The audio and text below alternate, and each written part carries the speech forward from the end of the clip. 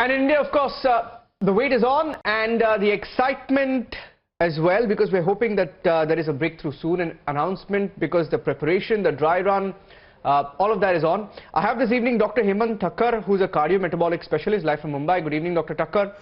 Dr. Subramaniam Swaminathan as well, joining us live from Chennai. I'm guessing Dr. Swaminathan, because you're a senior consultant of infectious disease, Gleneagles Global Health City in both Chennai and Bengaluru. He's live from Chennai this evening, I'm told. With UK approving a second vaccine, we know that 4 states, we call it a dry run.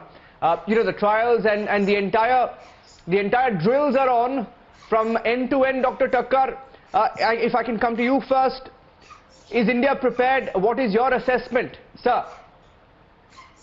Well, the news is good that Astra's COVID vaccine has been approved in the UK. But remember, when UK approved the vaccine, they were looking at the data which they have in UK. I'm happy that we have our committee meeting as we speak to look at our Indian data. I cannot deny that both these are made from the similar soil and they have a similar methodology and probably identical. But we need to see Indian results, because there have been clinical trials with our vaccine, similar one, in India too. And I'm sure the regulatory agency will look at it very closely, pore over it very, very finely, and then come up with the appropriate suggestion that they will make. Haste makes waste. So I do not want to say just because UK has approved it, we must do it pronto. Let us take our time. A few days here and there, a week or more will not make any difference to the situation. Our guard should be on. Our COVID appropriate behavior cannot change. Yeah, completely agree with you there. Dr. Swaminathan, Serum Institute of India, of course, terming the approval of Oxford AstraZeneca vaccine in the UK is encouraging news. They're very excited. Of course, all of us are very excited about the prospect of having a vaccine in India soon. Now, I remember speaking with you when UK had approved the Pfizer-BioNTech vaccine. Now, this is the second vaccine and we are still awaiting one. Of course, we're hoping for some good news, perhaps in the first week of January, or maybe before that, you never know. But what do you make of India's progress and the preparations for a vaccine rollout? In a way, we are in a better situation. You should understand that most of the vaccine rollout countries are all facing an extremely difficult time right now. US, UK, and most of the Western nations are having a number right now which is far worse than their first wave. We in India, we are really not seeing a second wave at all. And I've been saying this for quite some time. I don't expect a second wave. So we are in a much better shape. So in fact, we don't have to worry about taking care of COVID patients, and our machinery. Yes, we do have COVID numbers, but our machinery can now be geared towards proper channels for identifying people who need to be given that first, and prioritization and movement and things like that. So I would think we are in a much better shape than the Western countries, which are having to handle both COVID patients and also the vaccination on a war footing at the same time. So we are much better off.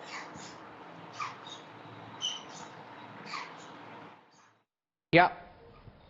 And one key point that Dr. Thakkar, Dr. Swaminathan also mentioned a short while back, and I want to draw you also to the, just this morning we had an update of nearly 20 Indians who had tested positive for the new strain of the COVID-19 virus in India.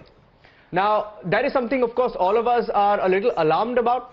Now, what is your sense of, how prepared India is? Because there is also a concern that, as more and more time passes, our regulatory and also our checks and balances, maybe people are not careful enough. Is that your sense, that enough testing is not taking place at this point? I don't know. What is your sense, Dr. Thakkar, sitting in Mumbai?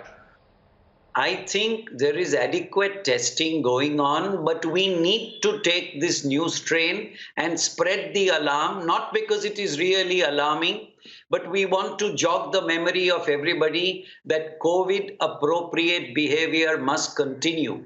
In fact, as my colleague quite rightly said, because our numbers have dropped and our fatalities and infectivity rates have come down, people have tended to slacken their response. And that's exactly which I don't want. We all know, and authorities all over the world have agreed, though there is a mutation in the strain, in fact, every virus has to mutate. If it doesn't mutate, it's not a virus. But such a rapid mutation in so short a time is not enough to change its genetic sequence. The vaccine, it is now understood and there is a consensus, will work because the corona family is still the same genetic sequence, give or take a little deletion or otherwise. We have adequate testing, we have good facilities, and again the point that my colleague said, we are a country which is used to vaccination and inoculation. We are prepared with polio and so many other things. As citizens, as news channels, you have to push COVID appropriate behavior until not only the vaccine comes, but a sizable fraction has been vaccinated. That's what I would say. Yeah, I completely agree with you there, sir.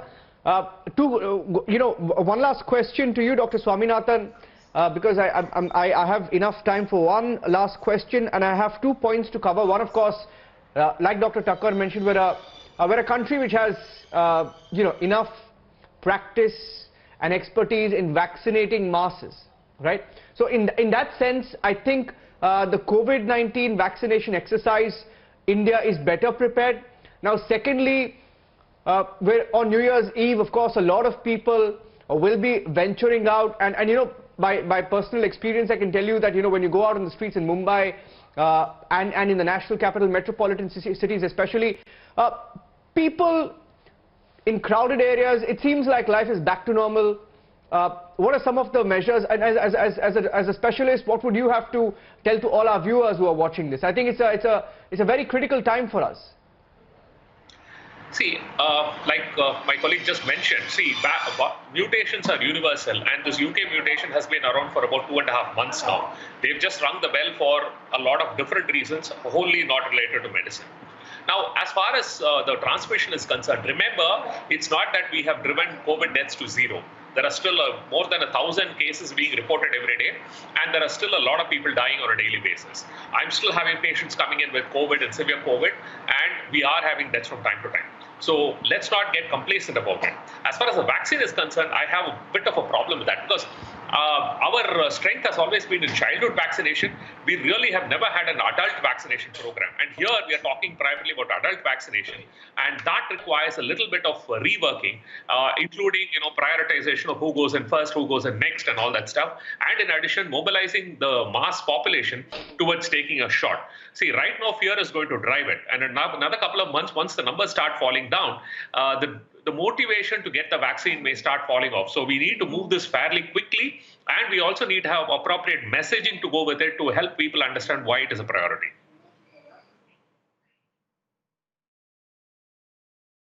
Yeah, completely agree with you. Though I can tell you that, from the reporting that we've done in the last few weeks, a couple of points, infrastructure-wise, I think for the last 2 months, preparations have been on in terms of go-downs in almost all states, and in the last, 48 hours to 72 hours, I think the trial run is on in about 4 states. So let's see where this goes. We're hoping for some announcement in the new year. Dr. Thakkar and Dr. Swaminathan, appreciate you joining us this evening on this special broadcast. Thank you. Thank you, doctors. Thank you.